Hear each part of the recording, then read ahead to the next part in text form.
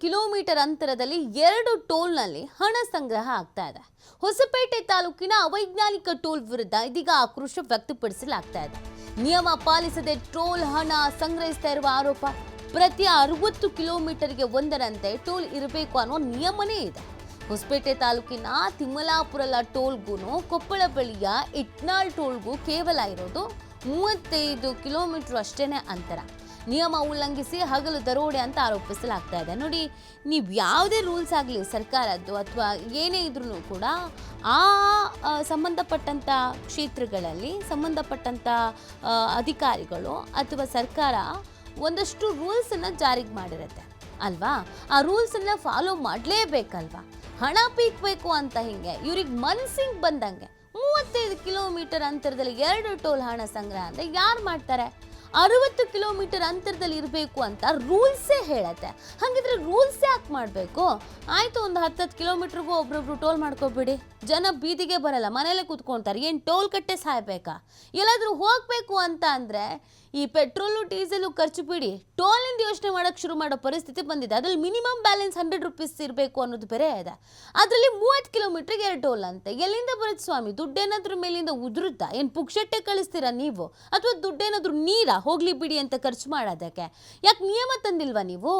ಒಂದು ರೂಲ್ಸ್ ತರ್ತೀರಾ ಅಂತ ಅಂದರೆ ಆ ರೂಲ್ಸ್ ಯಾಕೆ ತರ್ತೀರಾ? ಯಾವ ಮಾನದಂಡದ ಮೇಲೆ ತರ್ತೀರಾ?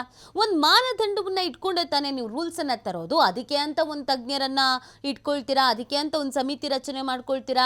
ರೂಲ್ಸ್ ಹೆಂಗಿರಬೇಕು, ರೋಡ್ ಕರೆಕ್ಟ್ ಹಂಗೆ ನೋಡಿದ್ರೆ ಟೋಲ್ ಸಂಗ್ರಹ ಹೆಂಗೆ ಮಾಡಬೇಕು, ಯಾಕೆ ಮಾಡಬೇಕು ಅಂತ ಅಂದರೆ ಒಂದೇ ಒಂದು ಗುಂಡಿನೂ ಇರಬಾರ್ದು, ರೋಡು ಸೂಪರ್ ಆಗಿರಬೇಕು. ಇಲ್ಲ ಆ ಒಂದು ನಿಯಮ ಗಾಳಿಗೆ ತುರ್ಬಿಟ್ಟಿದ್ದೀರಾ ಬಿಡಿ. ಎಲ್ಲ ಕಡೆ ಗುಂಡಿ, ಇನ್ನೊಂದು ಮತ್ತೊಂದು, ಹೊಂಡ, ಬೀಳು ಏಳು ಅದಂತೂ ಕಾಮನ್. ಹೋಗಲಿ, ಈ ರೂಲ್ಸ್ ಯಾರು ಫಾಲೋ ಮಾಡಬೇಕಲ್ವಾ? 60 ಕಿಲೋಮೀಟರ್ ಅಂತರದಲ್ಲಿ ಟೋಲ್ ಇರಬೇಕು ಅನ್ನುವಂಥ ರೂಲ್ಸ್ ಇದ್ರೂ ಕೂಡ ಇವ್ರಿಗೆ ಇಷ್ಟ ಬಂದಂಗೆ, ಇವ್ರಿಗೆ ಮನಸ್ಸಿಗೆ ಬಂದಂಗೆ ಎಲ್ಲೆಲ್ಲಿ ದುಡ್ಡು ಸಂಗ್ರಹ ಮಾಡಬೇಕು ಅಂತ ಅನ್ಸುತ್ತೋ ಅಲ್ಲೆಲ್ಲ ಒಂದು ಟೋಲ್ ಹಾಕೊಂಡು ಕೂತ್ಕೊಬಿಟ್ರೆ ಹೆಂಗೆ ಸಾಧ್ಯ? ಇಲ್ಲಿ ಟೋಲ್ ಸ್ಯಾಂಕ್ಷನ್ ಮಾಡಿದವ್ರು ಏನು ಮಣ್ಣು ತಿಂತಿದ್ರಾ? ಗಮನಕ್ಕೆ ಬಂದಿರಲಿಲ್ವ ಅಧಿಕಾರಿಗಳಿಗೆ? ಆ ಟೋಲ್ಗೂ ಈ ಟೋಲ್ಗೂ ಎಷ್ಟು ದೂರ ಇದೆ, ಎಷ್ಟು ವ್ಯತ್ಯಾಸ ಹೇಗಿದೆ, ಇಲ್ಲಿ ಮಾಡ್ಬೋದಾ? ಸ್ಥಳ ನಿಗದಿ ಮಾಡೋದಕ್ಕೆ ಯಾರು ಬಂದೇ ಇರಲಿಲ್ವಾ? ಎಲ್ಲಿಗೆ ಹೋಗಿದ್ರು ಎಲ್ಲನೂ? ಸುಮ್ಮನೆ ಇವ್ರಿಗೆ ಬೇಕಾದಾಗ ಇವರೇ ಅಲ್ಲಿ ಟೋಲ್ ಮಾಡಿಬಿಟ್ರಾ? ಇದಕ್ಕೆ ಅಂತ ಖರ್ಚು ಮಾಡಲಿಲ್ವಾ?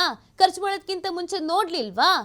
ಇದನ್ನು ಬೇಕಾಬಿಟ್ಟು ಕೆಲಸ ಅಂತ ಅಂದೆ ಇನ್ನೇನಂತ ಹೇಳ್ತಾರೆ. ಈಗ ಈ ಟೋಲ್ನ ಎತ್ತಂಗಡಿ ಮಾಡಿ ಅಂದರೆ ಮತ್ತೆ ಅದಕ್ಕೂ ಕಾಸೆ, ಎಲ್ಲನೂ ಡೆಮಾಲಿಷ್ ಮಾಡಬೇಕು, ಅದಕ್ಕೊಂದಷ್ಟು ಕಾಸು. ಯಾಕೆ ಬೇಕು ಈ ಥರದ ನಿರ್ಲಕ್ಷ್ಯದ ಕೆಲಸ? ಅದಕ್ಕೆ ಜನ ಹಿಡಿಶಾಪ ಹಾಕ್ತಿರೋದು, ಆಕ್ರೋಶ ವ್ಯಕ್ತಪಡಿಸ್ತಾ ಇರೋದು. ಈ ಬಗ್ಗೆ ಮತ್ತಷ್ಟು ಮಾಹಿತಿ ನೀಡ್ತಾರೆ ನಮ್ಮ ಪ್ರತಿನಿಧಿ ಸಿದ್ದು.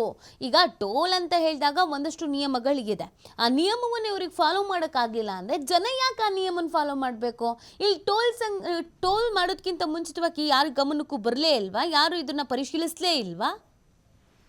ಖಂಡಿತವಾಗ್ಲೂ ನೀತಿ ಈ ಅವೈಜ್ಞಾನಿಕವಾಗಿ ಈ ಟೋಲ್ ಅನ್ನ ನಿರ್ಮಾಣ ಮಾಡ್ತಾ ಇದ್ದಾಗ್ಲೂ ಕೂಡ ಸಾಕಷ್ಟು ಜನರು ಕೂಡ ಮನವಿಯನ್ನ ಮಾಡ್ತಾನೆ ಬಂದಿದ್ದಾರೆ. ಅಂದ್ರೆ ಯಾವ ರೀತಿ ಆದಂತಂದ್ರೆ, ಒಂದು ಟೋಲ್ ಆಗ್ಬೇಕಂದ್ರೆ ಆ ಟೋಲ್ ನಿಂದ ಇಷ್ಟು ಕಿಲೋಮೀಟರ್ ಅಂತರ ಇರ್ಲೇಬೇಕು, ಅದರಲ್ಲೂ 60 ಕಿಲೋಮೀಟರ್ ಅಂತರ ಇರ್ಲೇಬೇಕು ಅಂತ ಹೇಳ್ಬಿಟ್ಟು ರೂಲ್ಸ್ ಕೂಡ ಇದೆ. ಹೊಸಪೇಟೆ ತಾಲೂಕಿನ ತಿಮ್ಮಾಪುರ ಟೋಲ್ ನಿಂದ ಹಿಡಿದು ಕೊಪ್ಪಳದ ಹತ್ರ ಬರುವಂತ ಇಟ್ನಾಳ್ ಟೋಲ್, ಈ 2 ಟೋಲ್ಗೆ ಕಿಲೋಮೀಟರ್ ಬರೀ ಕೇವಲ 35 ಕಿಲೋಮೀಟರ್ ಕೂಡ ಇದೆ.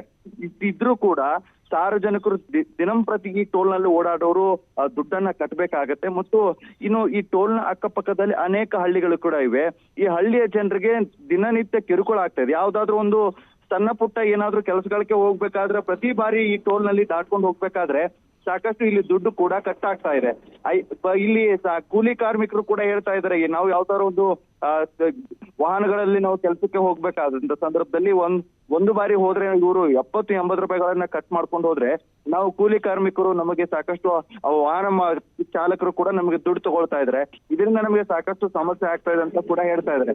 ಆದ್ರೆ ಈ ಟೋಲ್ ನಲ್ಲಿ ಇನ್ನೊಂದು ಬಹಳ ಗಮನಿಸಬೇಕಾಗಿರಂದ್ರೆ ಮೂಲಭೂತ ಸೌಕರ್ಯ ಇಲ್ಲ ಅನ್ನುವಂಥದ್ದು ಕೂಡ ಇಲ್ಲಿ ಸವಾರರು ತಿಳಿಸ್ತಾ ಇದ್ದಾರೆ. ಯಾಕಂದ್ರೆ ಒಂದು ಟೋಲ್ ಅಂತ ಹೇಳಿದ್ರೆ ಅದಕ್ಕೆ ಮೂಲಭೂತ ಸೌಕರ್ಯ ಬಹಳ ಅಗತ್ಯ ಇರುತ್ತೆ. ಇವರು ಯಾವುದೇ ರೀತಿಯಾಗಿ ಮೂಲಭೂತ ಸೌಕರ್ಯಗಳನ್ನ ಇಡದೆ ಕೂಡ ಇಲ್ಲಿ ಈ ರೀತಿಯಾಗಿ ದುಡ್ಡು ತಗೊಳ್ತಾ ಇದ್ದಾರೆ. ಆದ್ರೆ ಇಲ್ಲಿ ಸಾರ್ವಜನಿಕರ ಸವಾರರಿಗೆ ಅವರು ಜೀವಿಗೆ ಛತ್ರಿ ಹಾಕ್ತಾರೆ ಹೊರತಾಗಿ ಈ ಟೋಲ್ ನ ಚೆನ್ನಾಗಿ ಮಾಡ್ತಾ ಇಲ್ಲ ಅಂತ ಹೇಳ್ಬಿಟ್ಟು ಜನರು ಕೂಡ ಆಕ್ರೋಶವನ್ನ ಮಾಡ್ತಾ ಹೊರ ಹಾಕ್ತಾ ಇರೋದು. ಒಂದಂತರೂ ನಿಜ. ಯಾಕಂದ್ರೆ ಅಧಿಕಾರಿಗಳು ಒಂದು ಟೋಲ್ ಅನ್ನ ಮಾಡ್ಬೇಕಾದಂತ ಸಂದರ್ಭದಲ್ಲಿ ಆ ನಿಯಮಗಳನ್ನ ಪಾಲಿಸಲೇಬೇಕಾಗತ್ತೆ. ಆದ್ರೆ ನಿಯಮಗಳನ್ನ ಯಾವುದೇ ರೀತಿಯಾಗಿ ಪಾಲಿಸದೆ ಹಗಲು ದರೋಡೆಗೆ ಇಳಿತಾ ಇದ್ದಾರೆ ಅಂತಾನೆ ಹೇಳ್ಬೋದು. ಮತ್ತು ಇಲ್ಲಿಯ ತಿಮ್ಮಾಪುರ ಗ್ರಾಮದಲ್ಲಿರುವಂತ ಜನರು ಕೂಡ ಈ ಟೋಲ್ ಮಾಡಿರುವಂತ ಅಧಿಕಾರಿಗಳಿಗೆ ಮತ್ತು ಅಲ್ಲಿ ಜನರು ಕೂಡ ಒಂದು ಆಕ್ರೋಶವನ್ನ ಹೊರ ಹಾಕ್ತಾ ಇರುವಂತದ್ದು. ಹಳ್ಳಿಯ ಜನರಿಗೆ ಉಚಿತವಾಗಿ ಟೋಲ್ ನೀಡದೆ ಸಿಬ್ಬಂದಿಗಳು ದಿನನಿತ್ಯ ಸಾಕಷ್ಟು ಕಿರುಕುಳ ಕೊಡ್ತಾ ಇದಾರೆ ಅಂತ ಹೇಳ್ಬಿಟ್ಟು ಆಕ್ರೋಶವನ್ನ ಹೊರ ಹಾಕ್ತಾ ಇದ್ದಾರೆ. ನೀತಿ ಓಕೆ ಸಿದ್ದು, ಈಗ ಗಮನಕ್ಕೆ ಬಂದಿದೆ ಸಂಬಂಧಪಟ್ಟಂತ ಅಧಿಕಾರಿಗಳಿಗೆ ಅಂತಂದ್ರೆ ವಾಟ್ ನೆಕ್ಸ್ಟ್? ಇದಕ್ಕೆ ಸಂಬಂಧಪಟ್ಟಂತಿಗೆ ಯಾರಾದ್ರೂ ಪ್ರತಿಕ್ರಿಯೆ ಕೊಟ್ಟಿದ್ದಾರಾ? ಇಷ್ಟರ ಮಟ್ಟಿಗೆ ಆಕ್ರೋಶ ವ್ಯಕ್ತವಾಗ್ತಾ ಇದೆ, ನಿಯಮ ಫಾಲೋ ಮಾಡಿಲ್ಲ ಅನ್ನೋದಾದ್ರೆ ಏನಾದ್ರೂ ಕ್ಲಾರಿಟಿ ಅನ್ನೋದು ಸಿಕ್ಕಿದ್ಯಾ, ಅಥವಾ ಏನಾದ್ರೂ ಪರವಾಗಿಲ್ಲ MML ಮಳೆ ಸುರಿದಂಗೆ ಈ ಟೋಲ್ ಹಂಗೆ ಇರುತ್ತಾ? ಖಂಡಿತವಾಗ್ಲೂ ನೀತಿ. ಯಾಕಂದ್ರೆ ಇಷ್ಟು ಖರ್ಚು ಮಾಡ್ಕೊಂಡು ಇಷ್ಟು ಒಂದು ಟೋಲ್ ಅನ್ನ ಮಾಡ್ಬೇಕಾದಂತ ಸಂದರ್ಭದಲ್ಲೇ ಸಾಕಷ್ಟು ಬಾರಿ ಹೇಳಿದ್ರು ಕೂಡ ಅಧಿಕಾರಿಗಳು ತಲೆ ಕೆಡಿಸ್ಕೊಂಡಿಲ್ಲ ಅಂದ್ಮೇಲೆ ಇವರು ಸುಮಾರು ಬಾರಿ ಹೋಗಿ ಮನವಿ ಕೊಟ್ಟರು ಕೂಡ ಯಾವುದೇ ರೀತಿಯಾಗಿ ಕ್ಯಾರೆ ಅನ್ನಲ್ಲ ಅನ್ನುವಂಥದ್ದು ಜನರ ಮಾತಾಗಿದೆ.